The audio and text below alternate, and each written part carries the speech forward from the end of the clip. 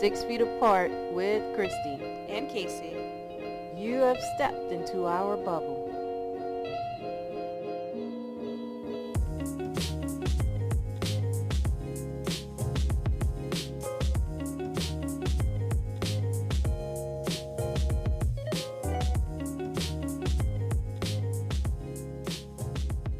Hey Casey. Hey Christi. What's going on? Back again. We are back another week. Yeah, I think we have an interesting episode today as I look over some of my notes. Yeah.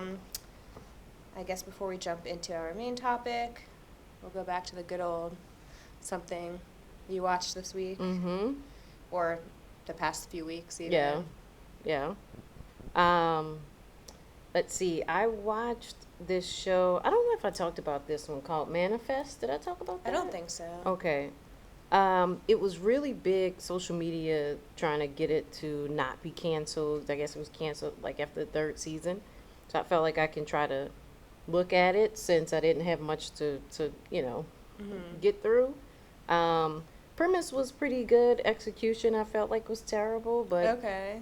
everybody really loved that show. And it's basically like this airplane where the people on the plane, they go missing for 5 years, but for them, it was just this one flight. So when they landed, it was 5.5 years later.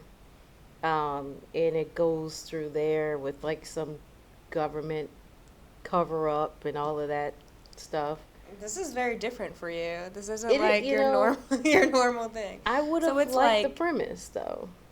Is it like realistic or No, like that's Okay. where it Okay. lost to me, because like the initial premise I was like, okay, this could be worked with. okay? But then it just got so far where they started calling these little things that they were getting the callings, and they had to like solve these callings, and yeah, it went from I've never good even idea, heard of it. terrible Besides maybe execution. you mentioning it to me once. Yeah. If at all. Yeah. What? It's streaming somewhere. It is on Netflix. Okay. Yeah. But then, like I said, they decided nothing after third season. Yeah, so. I do. I mean, based on your your synopsis of it, I don't know how interested I am. I do get excited when there's something I want to watch that has ended and is only like 3 or 4 seasons. Correct. Because it's like not that overwhelming. Correct. So Exactly. And that's Yeah. how I felt. So you watched it all though? I watched it all, even though I wanted to bail Yeah. middle, like maybe about 5th episode of first season, but I finished it out and I was like, yeah. Yeah. But people love it, so hey. So I similarly recently watched something that was 4 seasons and canceled after 4 seasons. Or actually, the person that made it was finished with it. Mm-hmm. And I know I told you about it. It's called Nathan for You. I mean, Okay, it yeah. ended in like 2016, so I think a lot of people know about it. Yeah. I've never heard of it, which is strange to me because it's like right up my alley. Mhm. And I already binged all 4 seasons, and I'm sad there's no Wow. more. And yeah, I feel like I always talk about things I like. I guess I stop watching things I don't like. Yeah. But it's really good if you like dry humor. And a little bit of that Borat effect, like Nathan's kind of playing a character, but a more realistic character. Gotcha. I think like a exaggerated version of himself almost, just like an So he extremely is awkward Nathan? guy. He's Nathan. Okay. But he's just extremely awkward, which I think he's a comedian, so he's like channeling it from himself. And just the interactions he has with people are just insane. The premise is that he's helping small business owners fix their businesses. Gotcha. Okay. But he comes up with the most like bizarre ideas and he implements them. Okay, yeah. And some of the things he did like actually made local news at the time or even national news without them knowing it was part of like a TV show and like a prank almost in a way.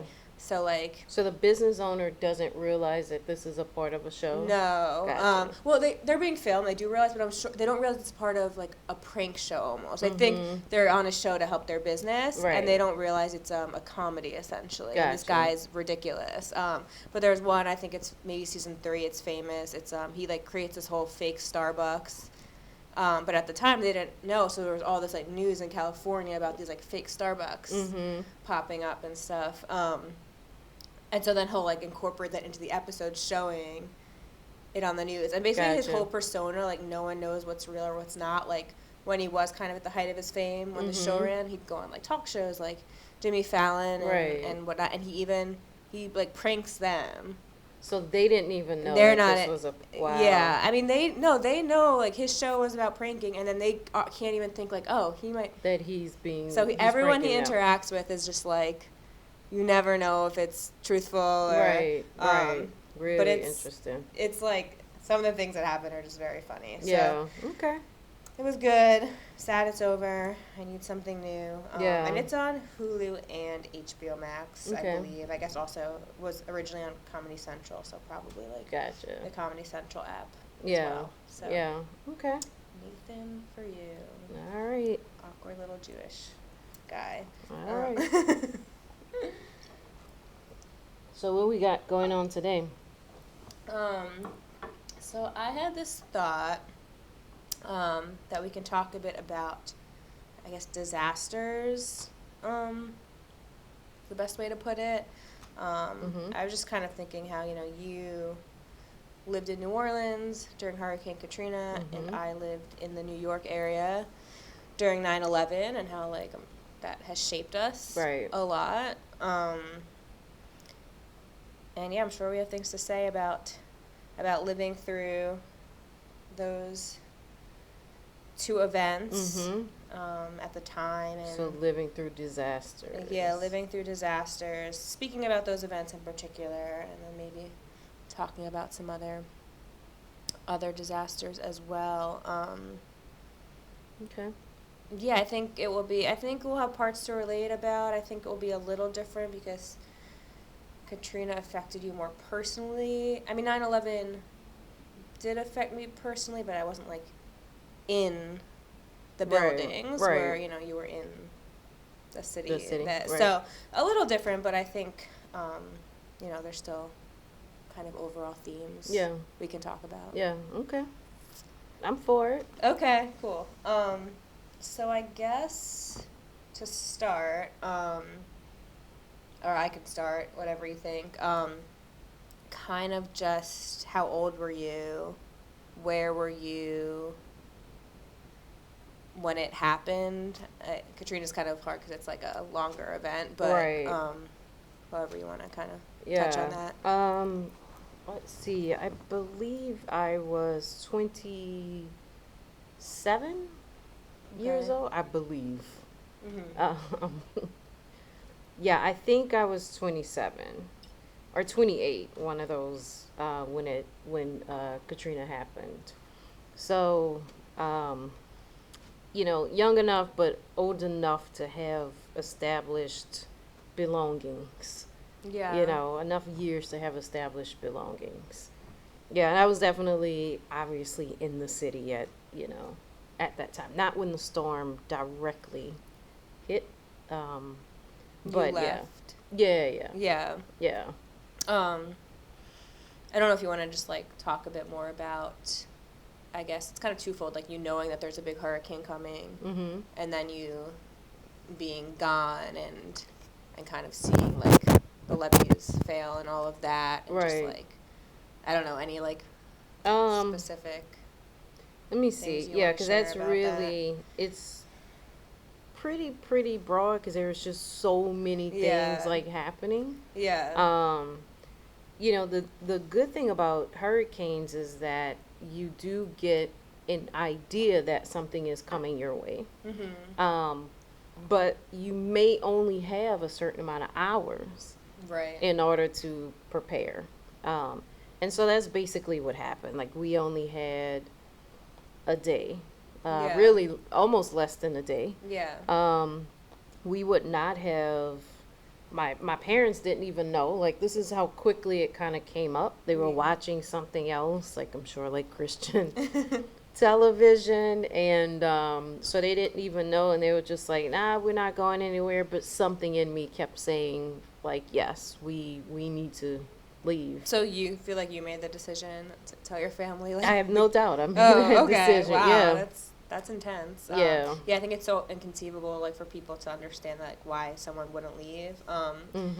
You know, living here now, it's like you said, like, you do know more than a day in advance that there's going to be something, but they give you such a range where it can be like a tropical storm to, you know, a Category 3, Category 4, and you can't leave every time they say that. You'd be leaving every week, you know, and during the season. Yeah. Yeah. So it's just not feasible. So it's like you really do need to wait kind of to the last day or so to get a better sense if it's really worth leaving, even though you kind of knew before, but not, you can't every time. I mean, it's the intensity sometimes kicks up within hours. Yeah. The direction of where it's going to hit can change within an hour. Next update, next thing you know, it's directly, you know, coming towards you. So, yeah, you don't always have a lot of time. Yeah. And I'm all talk because I remember, like, you know, I moved here after Katrina and being like, of course I would leave. But now this past summer, we had, like, more hurricane warnings. So many. And I didn't leave once. Yeah. I almost left so many times, and I didn't leave one time. Yeah. So, and thankfully nothing was, there were some, you know, not great ones, but nothing was that bad. But it's like, I'm all talk because I'm like, I don't want to leave, you know? Exactly. And I don't think people realize that, especially in my entire years of growing up in New Orleans, even with my parents, New Orleans people did not evacuate. Like, it was almost like we just didn't really do that. 11 months prior to Katrina, we had another hurricane that blew past us, but again, looked like it was going to hit us. It missed us. And it was the first time that we really evacuated in I can't tell you how many years. And so it was almost like it was a dry run for the city to figure out, okay, we got to get out of here. Yeah. So when Katrina came, more people were more apt to leave. Yeah, people don't realize that either. Like, we're inside the levee system. So, yes, the people outside the levees, they need to leave. And whenever there's a storm, they have no protection. But the point of the levees is that we don't need to leave every time. That's the point. Yeah. You know? Yeah. So, it makes sense to me that, people in the city didn't leave. Yeah, we just weren't used to doing it. Yeah. And there was supposed to be something there to protect. To protect everyone. Yeah. Just not against a 5, but yeah. Yeah, sure. Yeah. So what about, like, the 9/11? Yeah. I have, like, so I was, a lot younger. I was in 8th grade, the very beginning of 8th grade, because it was September. So, like, a weekend. School starts later in the Northeast. So we were, like, a week into school. So you were really young. I was young. Yeah. When I was at, like, 12 or 13 or something. And it's like, I remember my parents talking about, like, they remember where they were when, like, certain presidents were assassinated and that. So it's very vivid to me. I mean, the first tower was super, super early in the morning. Yeah. And obviously you just start hearing, like, buzz about it. Like, the teachers and other students are saying things. I mean, almost everyone where I went, I lived, for context, like, 10 miles outside of New York City. Gotcha. So very close. Almost everyone that lived there, their parents worked in New York City. Gotcha. So you were already in school that day. I was already in school. Okay. I was already in school. Like, probably just got there, you know? Because obviously no one would have sent their kids to school if it had happened before school. But it probably, 7-something. School starts so early. Yeah, I was going to say that. I know. So early. Good Lord. Yeah. And it was just so confusing at first. Like, no one was saying terrorist attack in the very beginning. It seemed like some kind of accident, like a building collapsed or a plane accidentally hit. Well, the building didn't collapse yet. I mean, the plane the plane accidentally, like, it seemed more like a plane crash than a building collapsing. So it seemed like, oh crap, a plane just crashed. Like, and just what's so crazy is, I was in art class. It was like a creative elective. I think it was art. Maybe it was like cooking or something. But definitely, I remember the teacher. It was like a creative elective class. It was my first period. And so they rolled in, like, a TV because it was just, like, so shocking to, like, figure out what was going on, especially with, people that work in, the kids' parents work in the city.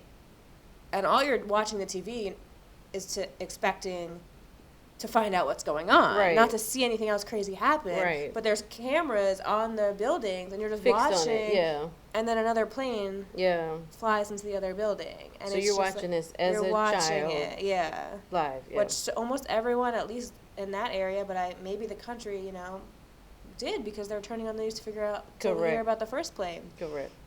And then, you know, you see the towers fall, and it's just Mhm. like, it goes from something that was like kind of confusing to just like so shocking. Yeah. And then, like, you know, it can't be just a plane accident with two planes. Yeah, exactly. I'm trying to remember, like, what kind of concept I had on, like, terrorist attacks. Somewhat, because there were attacks on the World Trade Center before, like, in the mid to late 90s, Okay. like, bombs and stuff. Gotcha, I yeah. remember, like, multiple times I was supposed to, like, go there for, like, school field trips, and there were, like, bomb threats, or there were bombs that went off.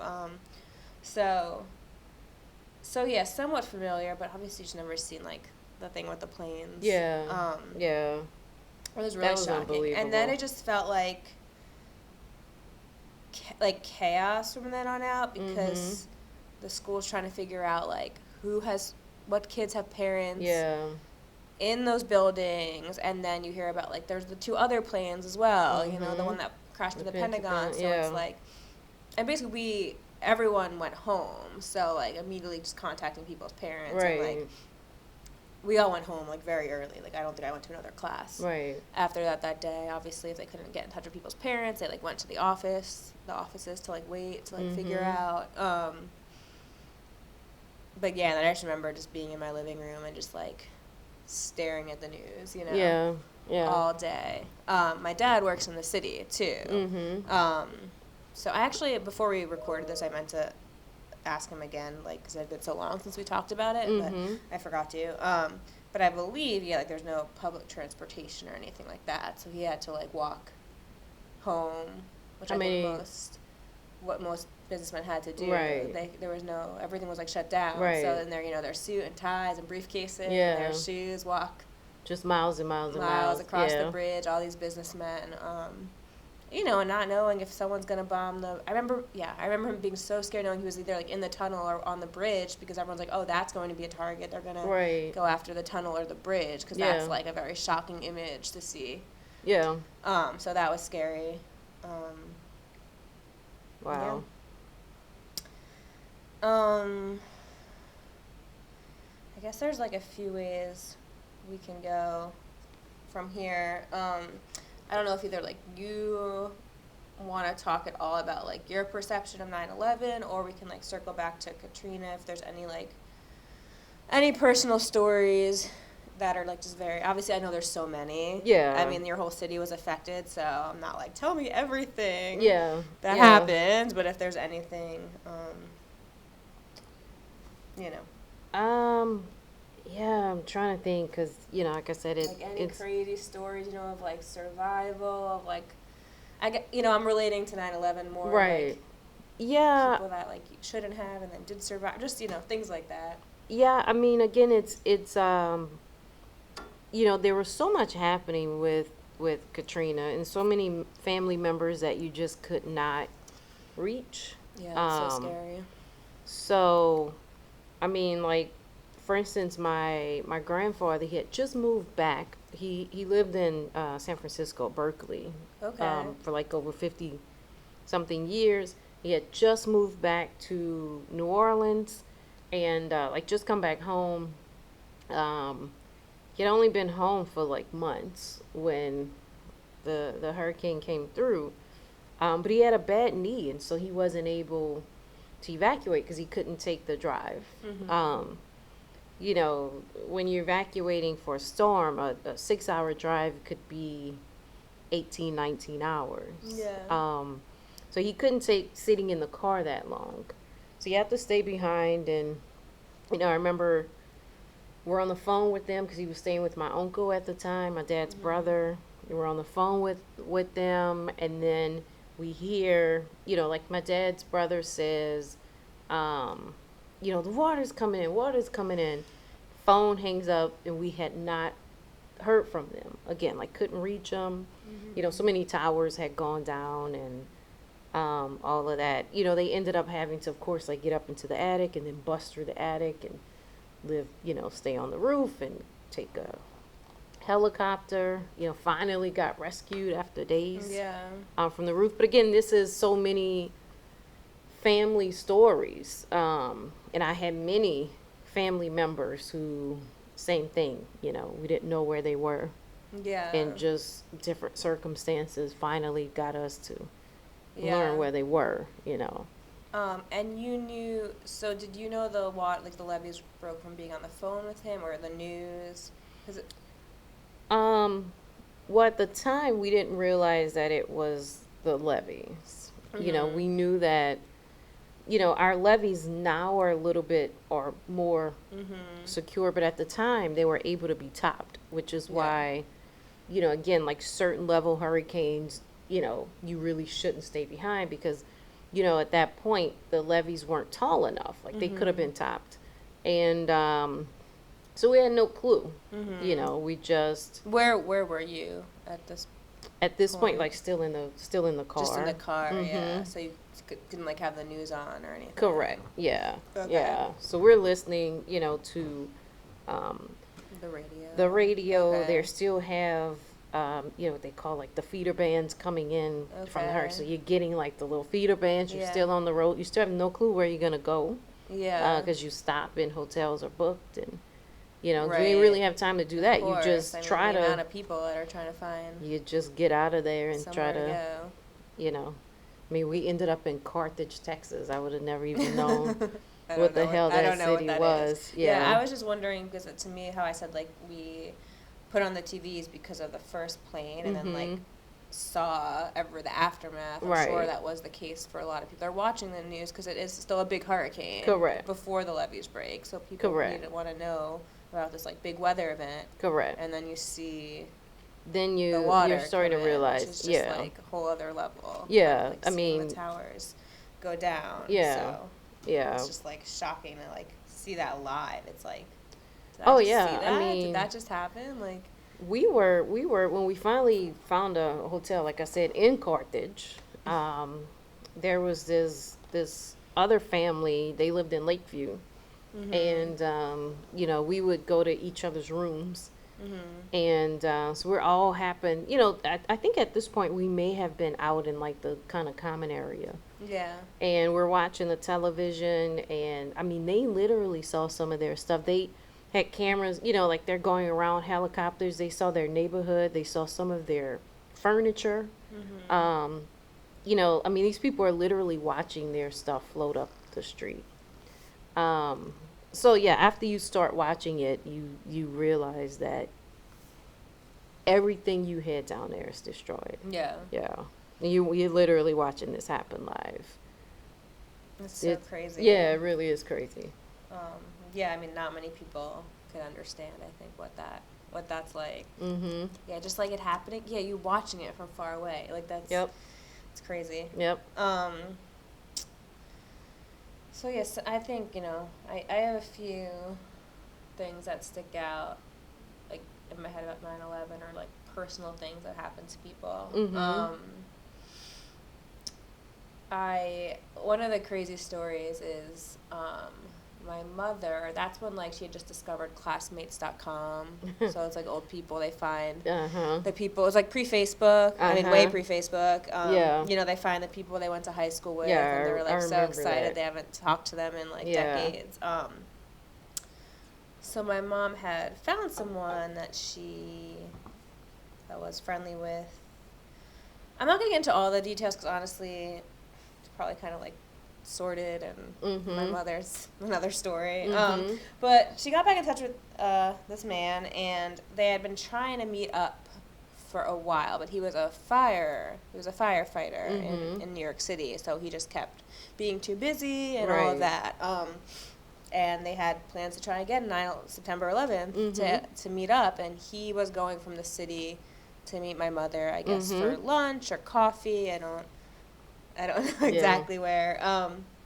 So he was already on his way, like, I think pretty close to her. Maybe they had met up already. I don't think he had gotten to her yet. Mm-hmm. When, I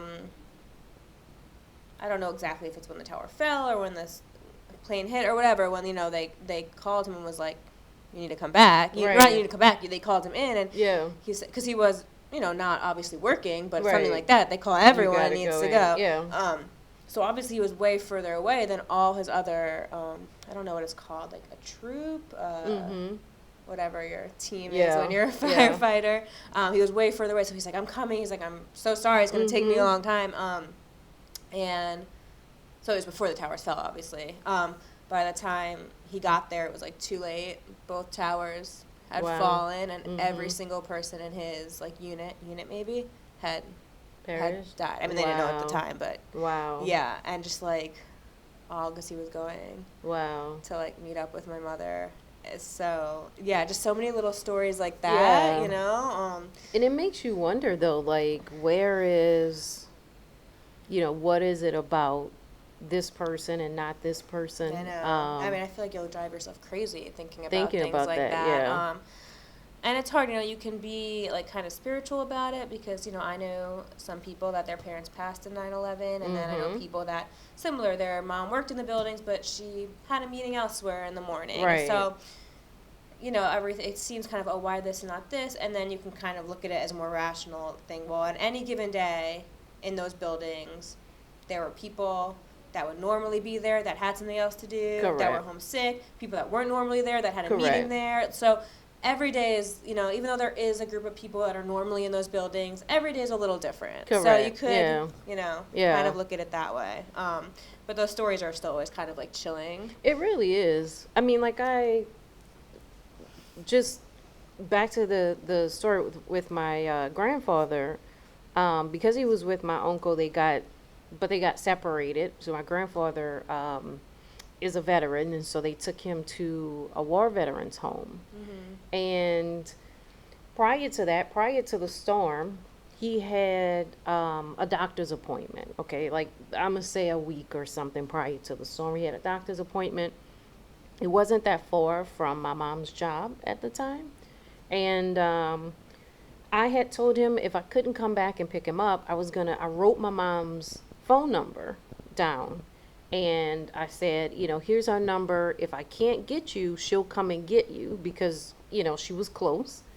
So he put the phone number in his top pocket. He always wore like a button-up shirt, like a pocket shirt. So he put the number in his top pocket. He happened to be wearing that shirt the day that he got rescued. They took his clothes from him because he had to wade through the water and everything else. So they said his clothes were contaminated. He knew nobody's number. They had no way of getting in contact with anybody. There was a nurse who just insisted. I mean, God bless her. I don't know where she is, but like, bless her always wherever she is. She went back to his clothes because she was like so desperately trying to find his family. Yeah. She went back to his clothes. Opened up. They were in like a contaminated container. She opened it up, still sorted through to see if there was something on him that could identify who he was. And she found my mom's telephone number in his shirt. And made the phone. She had no clue who that person was. I just had like Barbara written on it. And she called. And, the phone went through. I mean, so many calls weren't even going through at the time. Call went through. I hear my mom say, this is she. And she said, that's my father-in-law. And she like, my mom dropped to her knees. She was just so grateful and happy that my grandfather was alive. We had no clue he was alive. That's amazing. And, my mom like dropped to the ground and was just like, oh my God, thank you. So like this. And this was all because I put a phone number in his pocket that he happened to be wearing that shirt. So, yeah, I mean, there are so many stories like that to where you think so many people's families took them so long to get in contact with them, or they didn't make it. They had no clue they didn't make it. But, I'm obviously grateful. And like I said, bless that nurse wherever she is, because she meant she was going to trying to find my grandfather's family, and she did. You Yeah. know, I mean, my uncle, we saw him on television. That's how we knew he was alive. We saw him getting on a helicopter. That's so crazy. That's how we knew he was alive. Yeah. Couldn't reach him, but we saw him on TV. So we are just like, Oh my gosh. he's alive. Yeah. There's Yeah. just so many untold stories, Oh, It's like, yeah. especially with Katrina. Yeah. Especially, yeah. There's just so many people affected. Mm-hmm. I guess, is there any other, like, personal stories you want to share or anything? I mean, not necessarily. Okay. Yeah. Yeah. So I guess just, like, moving forward a bit, how you can either take this, like, how you personally have been affected and, like, still respond in the aftermath of Katrina, or even just how you see, like, the city and the community and things that have changed, Right. that you think are directly related. Let's see. To Well, the hurricane. so I know personally, one thing is that I learned I don't save things any longer, like clothing, stuff like that. I lost everything I had, with the exception of like 5% of things that were ruined, and I still try to, you know, clean it up. Yeah. But and a lot of people did that. And, like, how much later was this that you were trying to... Oh, way later, because we really weren't allowed back into the city until like that October. Yeah. So we That's were going months. that, yeah. So it was months. Yeah. Yeah. But I don't, I don't save things any longer. You'll get things and you save clothes for a special occasion and you save certain things for special occasion. I don't do that. I get it because I want it and I wear it, Yeah. or I do whatever. I use it. I don't hold on to things any longer like that. I would, personally, as far as how things have changed in my mind, the city, I mean, we always, call it old New Orleans and new New Orleans, I mean, the city is completely different now. Yeah, so I guess for me the big question is, for better, for worse, certain things for better, certain things are for worse. Like, I think that's such a big, how much you say it's old and new, like, how Right. different is the city now, I think we still have obviously a lot of the culture of the city. We have a lot of transplants into the city. I mean, God bless y'all. I am a coincidence transplant, though. Uh-huh. I'm just saying. Right. You came down to help at one No, point, did you? no, then I wouldn't be a coincidence transplant. I mean, I know you went to school. Right, but I yeah. came here, I started school right after Katrina, and I Yeah. was looking at going here to school before that, so Yeah. it was just like, Happened to happen compared like to all the that. transplants, that came to, like, volunteer. And, Right. or, like, it became a hip city. It was, maybe Katrina did have an effect on me staying, who knows? Yeah. But me coming here just happened to fall, and, like, Right. when The timing. that happened, it was odd. Which, if anything, probably made me almost not come Right. here. My Right. parents are like, I Yeah. don't know about that. Yeah, 'cause it was really rough. Like right they're after. like, Yeah. "You apply to other schools. Why don't you Yeah. look at that?" So, Yeah. but I'm sure it affected how I, like, viewed the city once I was here. So I don't doubt that. It did feel, and again, maybe this is a transplant's view, but it did feel almost like, almost like, I don't want to say this wrong, a bit lawless, Mm-hmm. and a bit like the Wild West, Mm-hmm. because people are kind of just like little businesses popping up, like makeshift businesses, Right. and you never knew what was open and what Yeah. wasn't, and it just, it was interesting. So, Yeah. but obviously I didn't fully understand at all. Yeah, it was a lot of adjustments. Yeah. It was definitely a lot of adjustments. And when you have so many people who are here, who New Orleans culture is so very like unique. We're really are like just an island, and so there are just certain things, like for instance, I walk down the street and you have people that sitting out on their porch and it's, after sunset or something like that, or the sun is setting, we're always like, good night, just little things that, when you had other people who came here who did not realize some of these things, and then New Orleans people are just like, hold up, For sure. Yeah. Yeah. I mean, that's the biggest thing of not wanting to lose. And then you had so many little grocery stores and little places like that, that you had these developers that wanted to come in and then make things something else. Yeah, so I guess how much of that do you think is all because of Katrina, and how much of it's just like that's the nature of how cities in this country are changing overall? I don't know if you have like thoughts about that. I think that a lot of it was because of Katrina, only because the slate had been wiped. And Yeah. so, the city was struggling so much to try to recover, and a part of recovering is financial. Right. And so when you have developers that come in that say, hey, I want to contribute such and such amount to this, I'll offer this much, I'll do this green space over here, and the city is trying to recover, and they're more willing to take these types of offers because they needed it. I agree. I mean, I think in hindsight, I mean, you probably saw it at the moment, but in hindsight, like, I realized that's what happened. Yeah, it's like, the people that lived here and were from here, wanting to get back what they lost, and then, new people just seeing it as a blank slate to, like, Correct. do what they want. Correct. Yeah.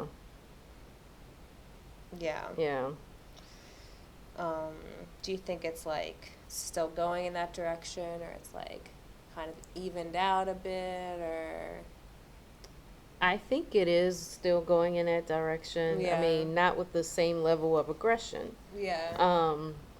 But it is still going in that direction. And I think there would be some other, like, big thing to happen to the city in order for it to be checked to go and flow in a different way, to me. So you think a big thing could, like,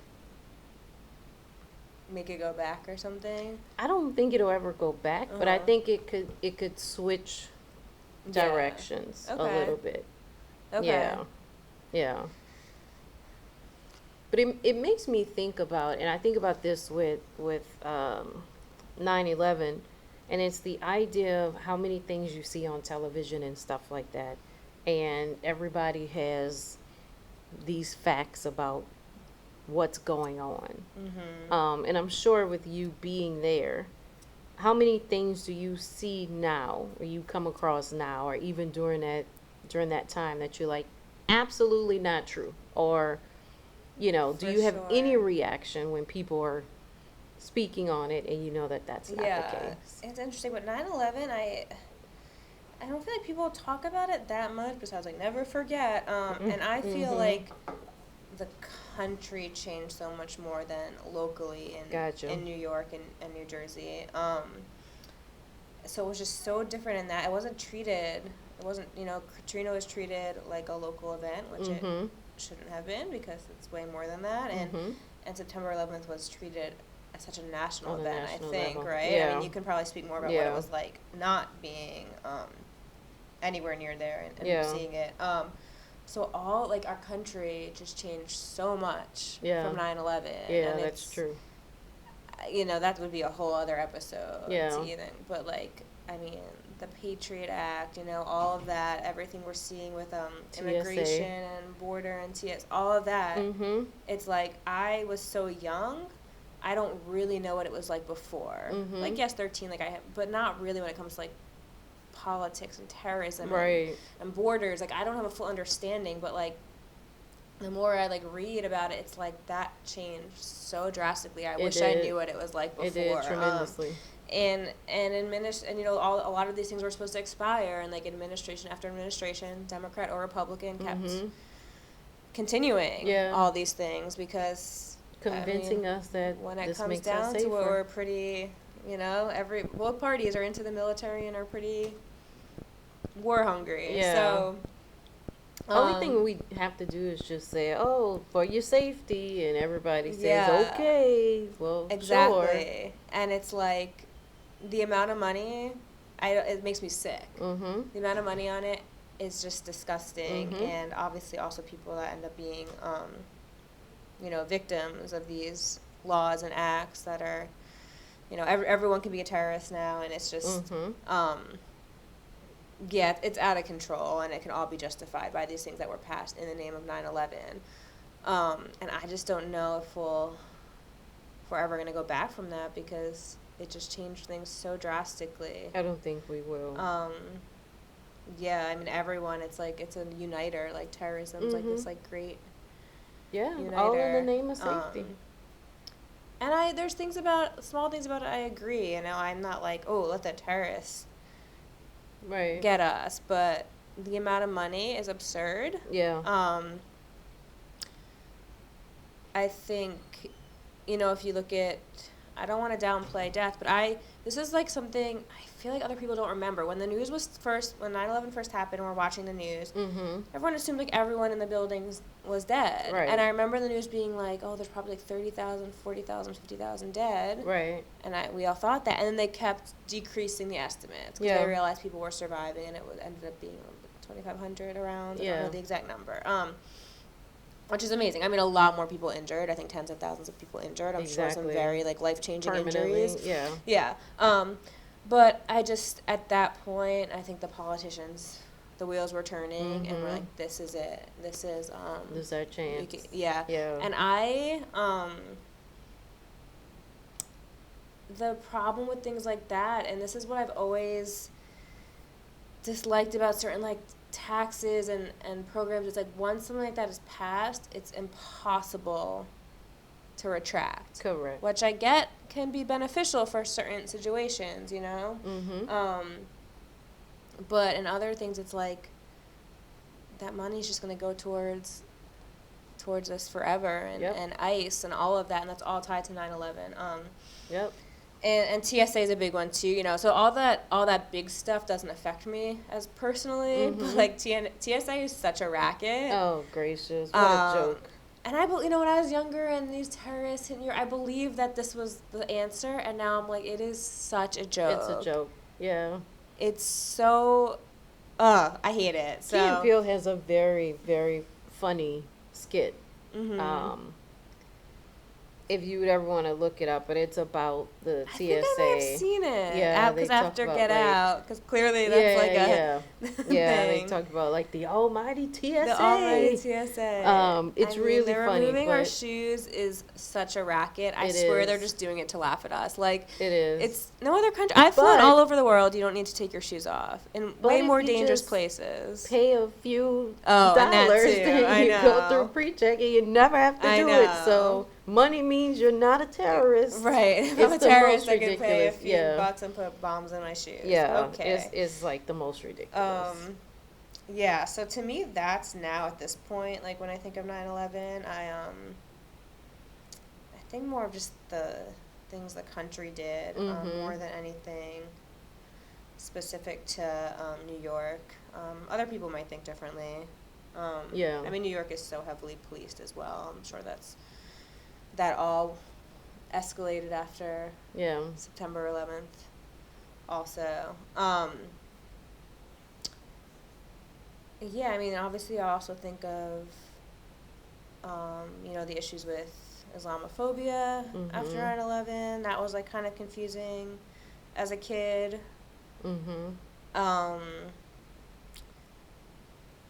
And, yeah, because, where I went to school, we had, I think I'm talking about, it's like, kind of culturally diverse in certain ways. So I never really, we had, Muslim classmates, and I never thought about them any differently. Yeah. And I had to, like, think about them, and it's not me thinking they're terrorists, but me think, I grew up in a liberal place, so me thinking about, like, how they're being affected and all of that, and it was just, like, kind of scary to think about. And then it made me realize, like, the ignorance of people, because people were attacking, like, people that were, I mean, no one should be attacked anyway, but people don't even understand what who Muslims are, and they were attacking Correct. like completely other cultures, Yeah, thinking they were exactly. Muslim, and I'm like, we're so Exactly. stupid. So Afraid for those people to be on their flight I and all know, that. Yeah. I know. Yeah. We just really stoked a lot of fear. Yeah. And then I don't know why I remember this so much. I really remember like the freedom. You couldn't say French.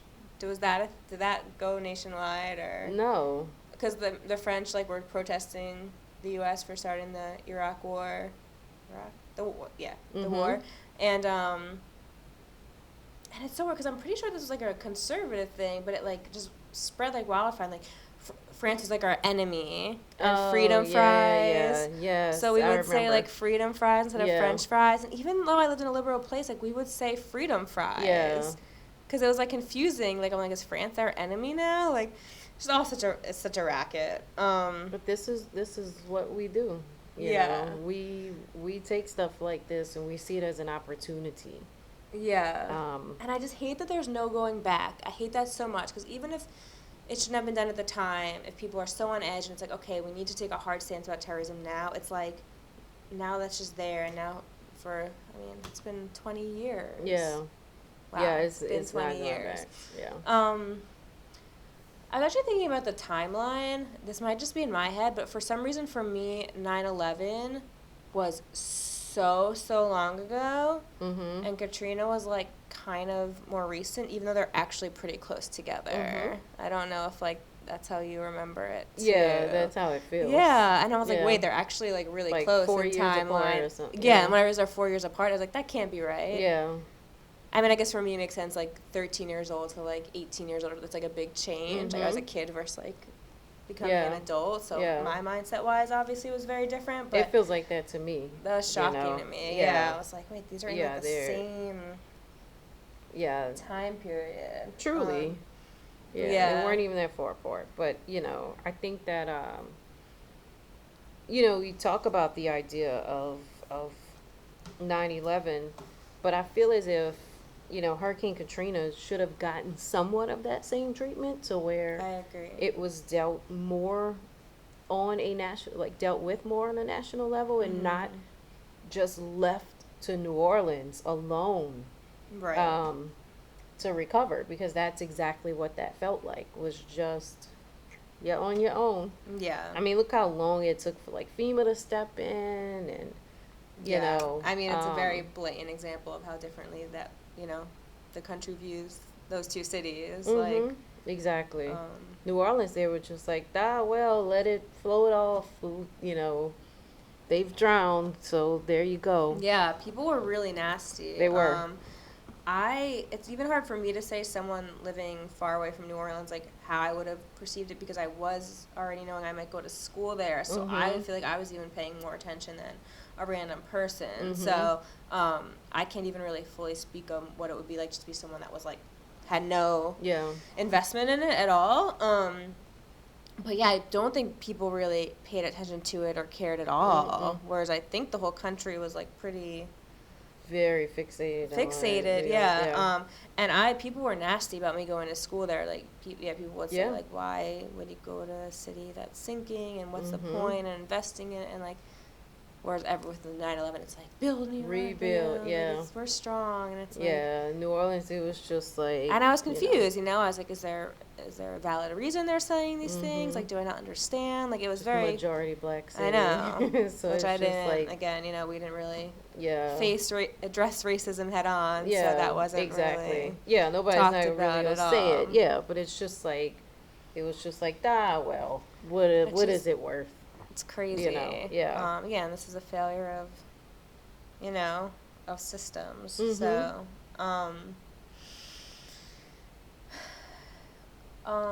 I guess like overall, like, what's your overall like relationship with disasters and big events? Not necessarily that like you're living in, but that you like hear about or see on the news or anything like that. I mean, I do have like a different type of attachment now to people who go through disasters. I also think about giving, and I always think about ways to help people directly. I mean, having, again, gone through one to where you had so many organizations that just took money, and so many people, including myself, did not see a lot of help Yeah. because people were giving tons and tons of money, to these organizations where the CEOs and everybody else was just getting nice bonuses. Mm-hmm. The people that they were trying to help never saw it. Yeah. And that's one thing that I tell people now: if you can, Mm-hmm. give directly. If you can find a family, give. If you want to support a family, give to that family directly. You know that they're getting it. Mm-hmm. So that's really my biggest thing. Now it's finding organizations who are working directly with families. But I do have now a very, obviously soft place in my heart for people who go through disasters and, ones that they Mm-hmm. just cannot control, Yeah. you know. Yeah, I agree with that so much. That's not even really like a point I was thinking about talking about, but Mm-hmm. yeah, finding individual people to help is just that's the thing to do. Big, yeah. Recently, with the buildings that collapsed in Florida, I wasn't like super paying attention to it, but then someone who I barely know, it's not barely know, but someone I'm not super close with, Mm-hmm. basically somehow I started talking to him about something else, forgetting he had recently moved to Florida, and he brought Mm-hmm. up that he knew people in those buildings, and I immediately, because that was such like a direct connection, I was like, Right. is there anything do you know someone I can donate to? Do you know someone I could find housing Right. for? Whereas if I just kind of find a random organization, it's like You have I'm no not saying people clue. shouldn't do it, Right. but it's like if I know I have a direct line to someone in a situation like that, I will be happy to Take help the them, direct line. Yeah. in whatever way, whether Yeah. it's a connection or money or giving them a place to Exactly. stay. Like, it is so important, and it's just get there Exactly. so much faster. Yeah. So yeah, I completely agree with that. Mm-hmm. I think I've always been kind of like fascinated with disasters as like since I was like a kid. I Really? guess I've always been like morbid. So yeah, even like Titanic Gotcha. and Yeah. like Yeah. I remember there was like even things that happened like a long time ago. Just like Mhm. very um fascinated. I remember I did like when I was very little, did a school project about the Hindenburg. It was like I a was big about to ask, blimp. like, I was like, did you go all the way back to the I was super Hindenburg? into it. I was just Yeah. like, it's just so like, yeah, it's just so chilling and just Yeah. like to see things like that on such a grand level and just see Yeah. like, I'm always intrigued, like thinking about the Hindenburg. I'm always intrigued by the images of people before this really big thing is going to happen to them. wow, yeah. And then, so watching some of the footage from the Hindenburg, also their voices during that time was just so nothing different. like I how we know. speak now. But yeah, I mean, like the whole notion of watching them and watching them like wave out of the window, and know. you have this knowledge that these people are, this is gonna be it for them. Yeah, I think that's where I get more intrigued. I agree. You Yeah, know. it's just like I feel like you just do so much in your life to like try and like protect your life, but these things can just like happen You have like no that. clue. Yeah, you have no clue. Makes me I'm like anxious about everything because Yeah. I'm like I like can't if I have to go on like I've just watched so many like disturbing videos. So if I have to go on like a cable car, like I'll go over a mountain if I'm like traveling. It's like I've watched videos of those things collapse and Yeah. it's like some Yeah. wire snaps and it's so Yeah. yeah. I'm not saying it makes me excited. I actually like makes me so anxious, but then I'm also like drawn to it. Yeah. So yeah. There's What? actually I'll look this up and maybe put it in the comments. There's a local documentarian, is that the right word? Mhm. That's done, he makes documentaries about like all disasters that have happened in New Orleans. Really? And he's like obsessed, going way back. Okay. And he does a really good job. My husband actually met him in like he was like on the radio doing an interview and on NPR, and it was like super interesting. But like fires and Gotcha. some things that like never got a lot of media, but he Yeah. like digs into them. Yeah. You know, not necessarily Katrina level, but anything Right. that's caused, Yeah. some kind of mass casualty. I'll have to look that up. Yeah, I'll try and I'll get his name. Yeah. It's like one of those guys who's like he's into what he does, Really? and that's his thing, and he Okay. really researches, and he actually he cares so much about the victim, so that's his like big thing. He really gets into ones that didn't get a lot of attention, and like I think there was some bus crash at some point. Yeah. And he found all the victims' names, like made a plaque for them. I think I remember that actually. Now that Maybe you're you saying heard it that. on Yeah. NPR. It was on Yeah. Out to Lunch, so. And it was probably on your husband's Oh, episode. yeah, right. So I definitely heard it. Yeah. So I was like, that's so interesting. Yeah. And Yeah. So you can see he like cares that these like he wants these names to be heard and stuff. Correct. So, Yeah. Yeah. Is there anything like Katrina related that you think like is important for people to like watch or listen to or read or anything or? Not necessarily. There was an episode. It was done by Radiolab, and I feel like it was done really well. And it told the story of some of the patients and the nurses and stuff, which is a complete. I mean, look, Hurricane Katrina is like 1,000 stories on top of 1,000 I know. stories.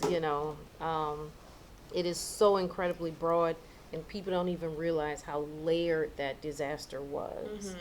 So many of us, including myself, I still have a lot of PTSD when it comes to it. I don't watch a lot of. Yeah. I can't watch a lot of stuff. But yeah, they did one. I'll let you know what the title of it was. Just to maybe kind of link to it. But it was done really, really well, and it told the story from the healthcare worker side, who had patients during this time with water coming in and no electricity, and the whole system of who are we going to pick that's going to live, and who are we not going to treat. That really sparked other cities having like city council meetings and stuff on if something like this would happen to us. Kind of also relevant to what's going on now Correct. with our hospitals. Exactly. So. Yeah. Yeah. Yeah. I don't really have anything 9/11. I don't know if there's been anything really worth watching or reading. Actually, I do have. So I have one thing to say for 9/11 and one for Katrina. I think one of the most fascinating things to listen to for 9/11 is anything that goes back to Live That Day. Okay. Like radio shows, and I actually think one of the most powerful things is finding the Howard Stern episode that was live at the time. Okay. He ended up being like the only person they stayed on the air. Like everyone else went off the air, and they were just reacting to it and updating and just like the shock, and Gotcha. they felt like they needed to get off the air, but they realized everyone else had. Yeah. Like, and they're like, we feel like we need to be the ones to keep like Gotcha. relaying the message. And you can find it, and it's just kind of, it really feels like you're like there at the time. For anyone that didn't live through it. And then Katrina, I think I mentioned this to you, the documentary about the pets. Have I told you about that? Called Mine. No. Okay. I'm very sensitive about the pets. Okay. Yeah. I'm not going to talk about pets being hurt or dying. Can I talk about it? Yeah, I mean, sure. I mean, just I was actually like sobbing during this. I just happened. I think it was actually at the library. I picked up like a DVD. This is like a long time ago when I moved here. It's called Mine. I just looked it up. I was like, I think it's called Mine.